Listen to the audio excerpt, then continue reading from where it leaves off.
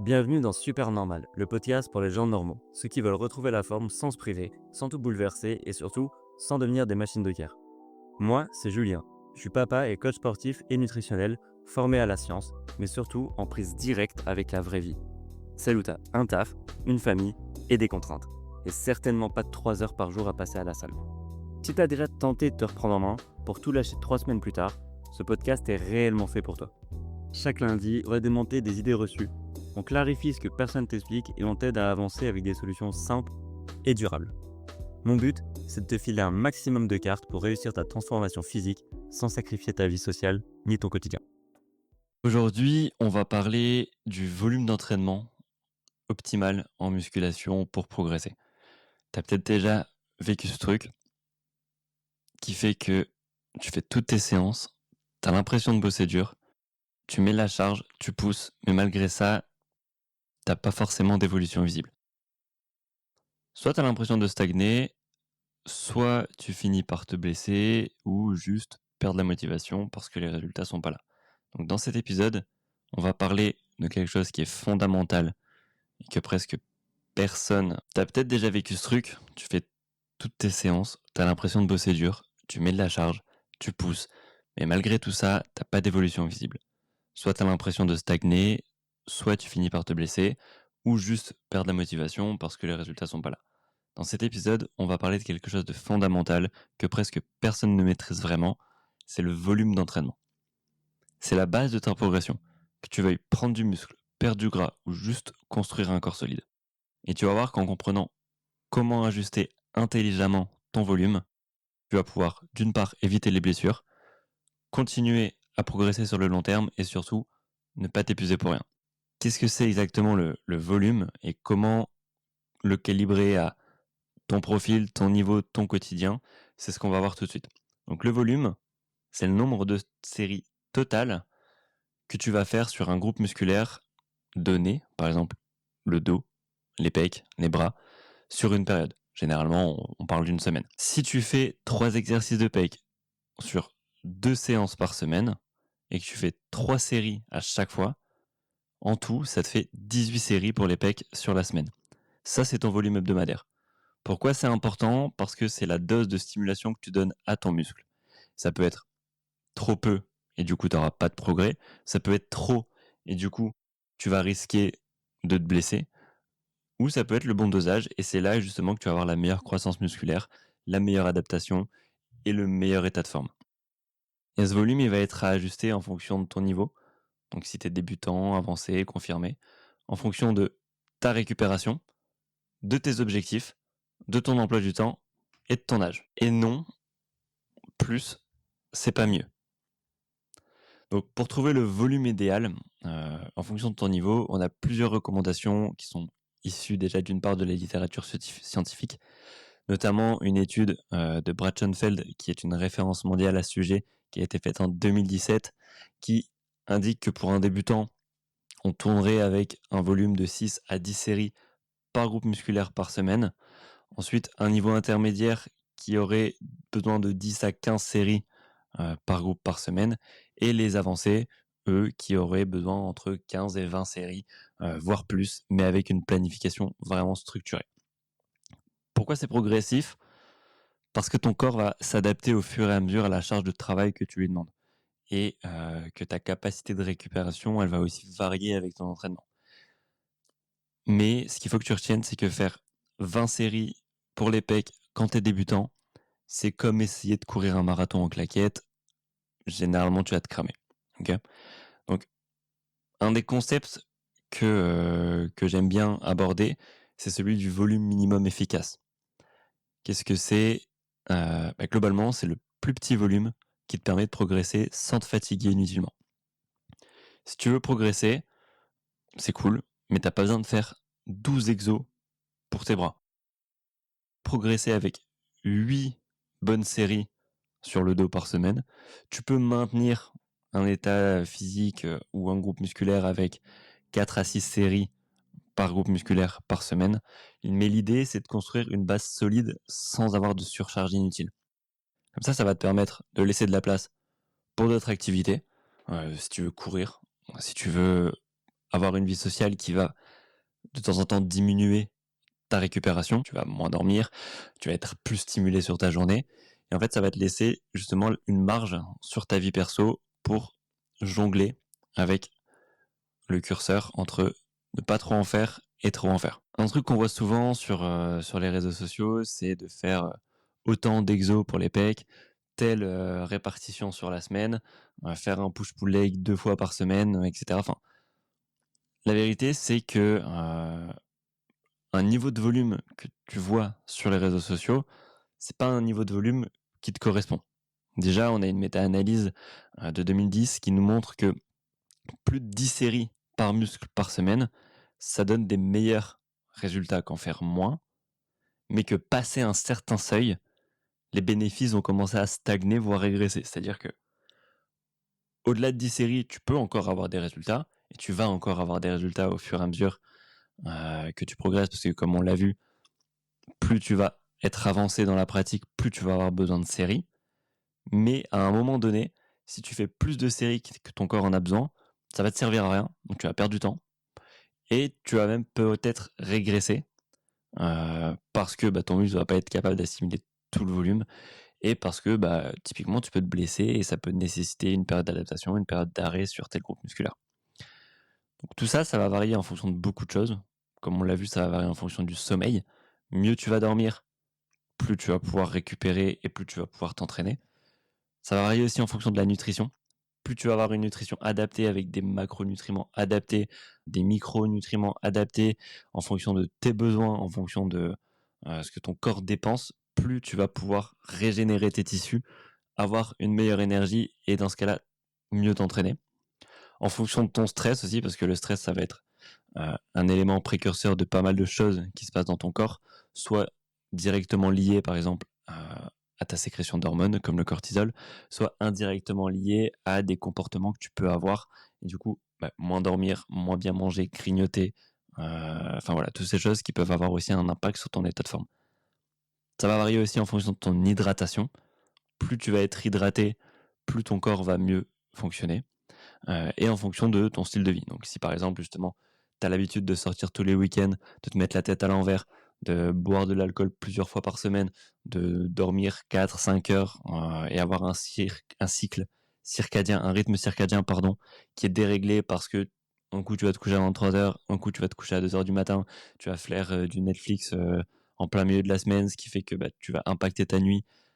Et tout ça, c'est des choses qui vont impacter ton style de vie et qui vont se répercuter sur les piliers qu'on a cités précédemment. C'est pour ça que je te conseille de partir toujours d'un volume d'entraînement bas que tu pourras ajuster en fonction de tes besoins.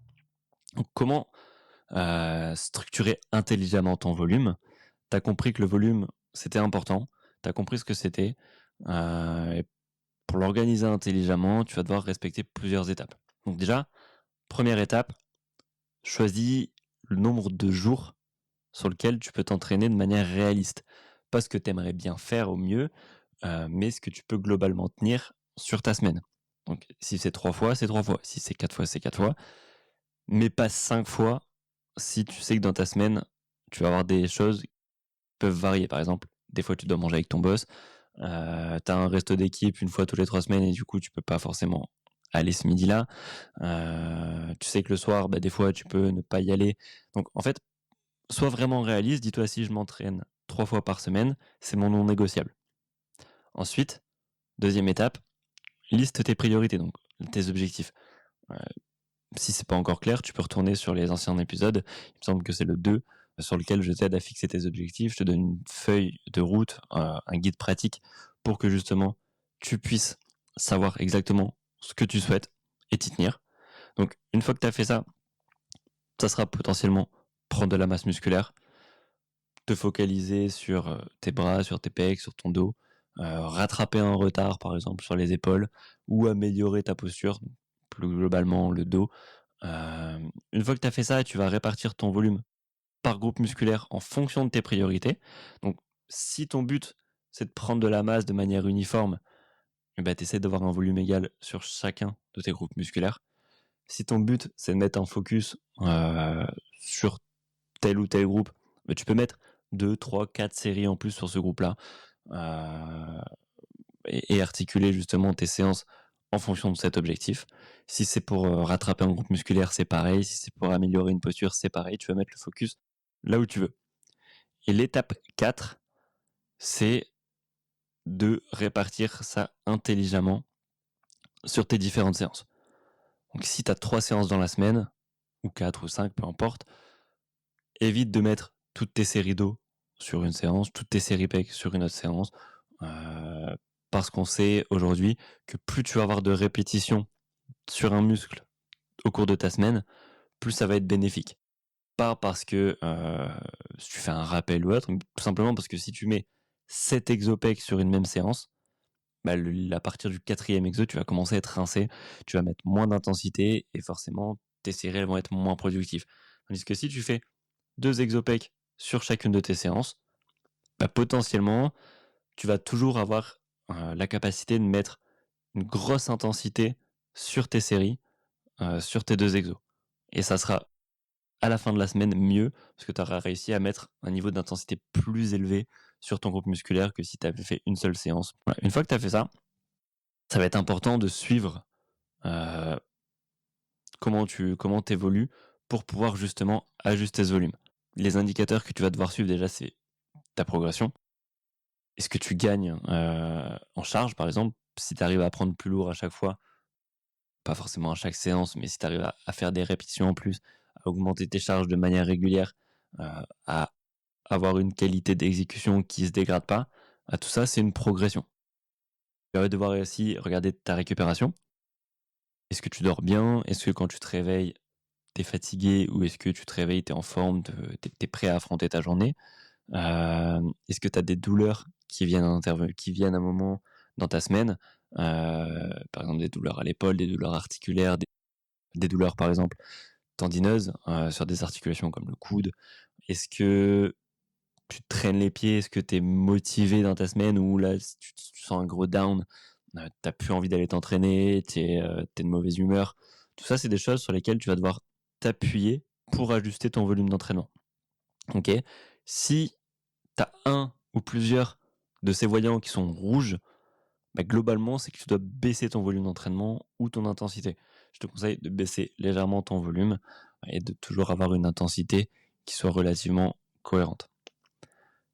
À l'inverse, si tout est au vert, que tu fais toutes tes séances sans en sauter, que tu es toujours motivé, que tu es en forme, que tu as pas de douleur, que tout va bien, tu peux ajouter ton volume, tu peux ajouter 2, 3, 4 séries sur un groupe en particulier ou au total. Tu peux rajouter une séance, tu peux essayer d'augmenter ton volume d'une manière ou d'une autre et bah, toujours au bout de quelques semaines, regarder si ton état global heu, reste le même, si tout est toujours au vert. Un moment, quand tu commenceras à avoir des signaux de douleur, des signaux de fatigue, des signaux d'irritabilité, c'est là que tu te rendras compte que tu as atteint ta limite actuelle. Peut-être redescendre un petit peu le volume pour continuer à avoir le minimum efficace. Ok. Et au fur et à mesure, tu pourras augmenter comme ça de petit à petit ton volume. Si tu veux combiner ce volume à d'autres sports, c'est aussi quelque chose que tu dois avoir en tête. Tu ne dois pas prendre ton volume optimal en musculation et à côté ajouter un autre sport. Il faut que tu raisonnes de manière globale. Donc, si par exemple, tu veux cumuler musculation et course à pied, c'est un volume global, c'est un stress cumulatif. Donc, tu ne dois pas additionner tes 15 séries de jambes, 4 sorties de run avec des fractionnés sans réfléchir. On a les études, notamment celle de Wilson et al. En 2012, qui montrent que si tu as un volume trop élevé de cardio intense, ça peut limiter les gains musculaires. Surtout si l'intensité, elle n'est pas modulée. Donc ça, c'est quelque chose qui est resté en tête et qu'on entend beaucoup dans le monde de la musculation, c'est que faire du cardio, ça va limiter tes gains, ça va réduire tes muscles, enfin tout ce qu'on peut entendre sur ça. Et c'est pas faux d'une certaine manière, mais c'est à prendre vraiment avec du recul. C'est-à-dire qu'effectivement, on a un effet d'interférence, mais tu peux très bien passer au-dessus d'avoir justement un effet néfaste sur tes muscles. Tout ça, c'est vraiment dans ta planification que tu dois réfléchir. Idéalement, évite de courir le jour où tu entraînes tes jambes. Si c'est pas possible, essaie d'avoir un maximum d'écart entre les 2 séances, au moins 6 heures et de faire la séance de musculation en premier dans ta journée. Pourquoi? Parce que ta séance de muscu, elle va entraîner une fatigue, mais pas autant, sur ton système nerveux central qu'une course à pied, qu'un fractionné, par exemple. Heu et l'idée, c'est qu'il faut que tu te donnes à fond sur ta séance de muscu pour justement te rapprocher de l'échec, pour créer de la masse musculaire. Et ensuite, tu pourras faire du cardio et là-dessus, on n'a pas énormément d'études qui montrent que, la musculation a un effet, d'interférence sur le cardio, et que ça baissera tes perfs. Maintenant, tu te demandes, est-ce que, il faut tu comptes vraiment tout ou est-ce que tu peux te fier à ton ressenti? Et c'est une bonne question parce que compter ses séries, c'est vraiment utile, mais faut pas que tu le fasses comme un robot. Ça doit être un outil de pilotage, OK? Donc ce que je conseille, aux personnes que j'accompagne et je leur fournis les outils pour, c'est de suivre leur séance sur une application. Donc de noter ce que tu fais comme série, de noter tes charges, de noter, combien de répétitions tu fais et de semaine en semaine, tu vois si globalement tu évolues ou, si tu stagnes, si tu régresses. Et à la fin de tes séances, à la fin même de chacune de tes séries, tu peux noter ton RPE, donc c'est l'intensité que tu perçois. Par exemple, peu importe l'échelle, hein, le but c'est que tu aies une échelle que toi tu comprennes et que tu aies toujours la même. Donc tu peux aller de 1 à 5, de 1 à 10. Tu peux, mettre, facile, difficile, très difficile, enfin peu importe. Mais à la fin de tes séries ou de tes séances, tu vas marquer l'intensité que tu as ressentie et ça va être un indicateur plutôt fiable pour, quantifier ton volume d'entraînement. C'est-à-dire que si tu passes d'une semaine où, tout est OK, tout est simple, enfin pas simple non plus, mais avec, une difficulté qui est, contrôlée et que d'un seul coup, au bout de plusieurs semaines, tu te rends compte que tu as des niveaux de difficulté qui sont extrêmes, que tu arrives plus à tenir tes charges, que tu fais moins de reps et que, c'est toujours plus difficile, là, c'est un red flag. Ça veut dire que, ton volume d'entraînement est trop élevé ou alors que, tout ton environnement qui te permet d'avoir une bonne récupération n'est pas stable. Donc par exemple, la nutrition, le sommeil, ta vie sociale et cetera et dans ce cas-là, il faut que tu règles un des facteurs. Soit en baissant ton volume d'entraînement, soit en remettant, le pied à l'étrier sur ta nutrition, en, essayant de contrôler mieux ton sommeil. Enfin, tu vas devoir ajuster quelque part quelque chose pour te permettre d'encaisser soit le volume d'entraînement actuel, soit diminuer le volume d'entraînement pour te permettre de garder ta vie, comme elle est actuellement. Si je dois résumer, le volume d'entraînement, c'est le nombre total de séries par groupe musculaire et par semaine. Donc c'est un des principaux moteurs de ta progression, hein, globalement. Si tu t'entraînes trop peu, tu vas stagner enfin, il se passera rien. Si tu t'entraînes trop, tu risques la blessure et si tu trouves le bon dosage, c'est clairement là où tu vas avoir la meilleure progression possible. Donc pars toujours du volume minimum efficace et ajuste-le en fonction de ton ressenti, en fonction des semaines, en fonction de ton niveau. Suis tes progrès parce que c'est comme ça que tu vas pouvoir ajuster ton volume. Adapte directement si tu vois que ça coince, évite de laisser passer, plusieurs semaines. Donc ne saute peut-être pas sur le 1er red flag parce que typiquement si tu as mal dormi depuis 2 jours, peut-être que ta séance elle va être, moins efficace. Tu vas faire moins bien que la semaine dernière. C'est une réponse à un stimuli à un moment donné, c'est pas une réponse sur une accumulation de stress. Donc si tu vois que sur 2 3 semaines, tes charges te cassent la gueule, que, tu irrité, que tu plus fatigué, là c'est un signal et c'est là que tu dois adapter. Si tu combines ça avec d'autres sports, pense global et pas d'un côté muscu et de l'autre côté, running, natation, vélo, peu importe. Si tu veux qu'on construise ensemble justement ce plan d'entraînement qui colle vraiment à tes besoins et à ton objectif, ça me ferait vraiment plaisir. Dans ce cas-là, tu as juste à réserver ton appel ou à me faire une demande de coaching. Je te mettrai tous les liens dans la description de l'épisode pour que ce soit plus simple pour toi. J'espère que l'épisode t'a plu et que ça t'a apporté une vraie connaissance sur ce qu'est le volume d'entraînement, que ça te permet de voir un peu, par rapport à ce que tu fais actuellement, si tu peux améliorer des choses et si oui, lesquels. Et voilà, je de progresser et on se retrouve lundi prochain pour un nouvel épisode. Si t'es perdu dans tout ça et que ce dont t'as besoin, c'est quelqu'un qui soit là pour t'accompagner dans ta perte de poids, pour t'aider à comprendre les enjeux, à ancrer des nouvelles habitudes et faire en sorte qu'elles s'adaptent parfaitement ou en tout cas au mieux à ton quotidien, sache que c'est mon métier, que j'accompagne au jour le jour des personnes qui, comme toi, veulent perdre du poids sans le reprendre et comprendre ce qu'ils font pour devenir autonomes.